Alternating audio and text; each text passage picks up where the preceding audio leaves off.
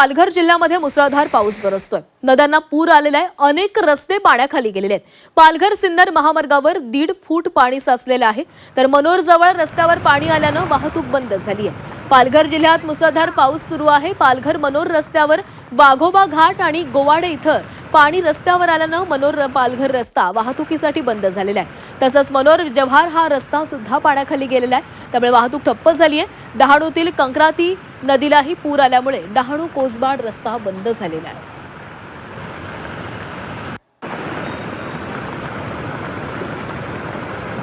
आणि या संदर्भातली अधिक माहिती घेणार आहोत। आमचे प्रतिनिधी हर्षद पाटील आपल्यासोबत जोडले गेलेले आहेत। हर्षद, पालघरमध्ये रेड अलर्ट आहे, सध्या पालघरमधली काय चित्र आहे आणि काय सध्याचे अपडेट्स आहेत? पालघर जिल्ह्यामध्ये सकाळपासून मुसळधार पाऊस चालू आहे, त्यामुळे अनेक भागात पाणी साचलेलं आहे। अनेक रस्ते जे आहेत ते पाण्याखाली गेलेले आहेत। त्याचप्रमाणे रस्ते पाण्याखाली गेल्यामुळे वाहतूक ठप्प झालेली आहे। पालघर मनोर रस्त्यावर वाघोबा घाटात झाड कोसळल्यामुळं तिथे वाहतूक ठप्प झालेली आहे। तर मनोर जव्हार फाटा इथं पाणी रस्त्यावर आल्यामुळे वाहनं पाण्यात अडकून पडलेली आहेत। त्याचप्रमाणे वरही ढेकाळे असेल किंवा फन हॉटेल ह्या परिसरात सुद्धा मुंबई अहमदाबाद राष्ट्रीय महामार्गावर पाणी साचल्यामुळे सर्व्हिस रोड बंद झालेले आहेत। त्याचप्रमाणे केळवे डहाणू या भागात सुद्धा अनेक रस्ते हे पाण्याखाली गेलेले आहेत।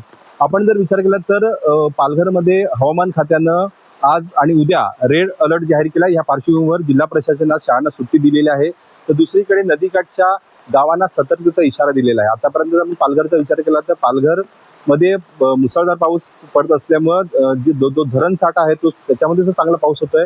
जवळपास 26% पालघरमध्ये धरणं सुद्धा भरलेली आहेत।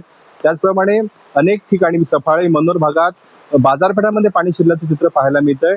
सध्या तरी पालघरमध्ये पावसाचा जोर ओसरलेला नाही, पावसाचा जोर कायम आहे। पाऊस तसाच पडत आहे, मुसळधार पडत आहे, त्यामुळे नक्कीच चिंताजनक स्थिती उद्भवू शकते आणि जिल्हा प्रशासनानं याच्याकडे लक्ष आहे।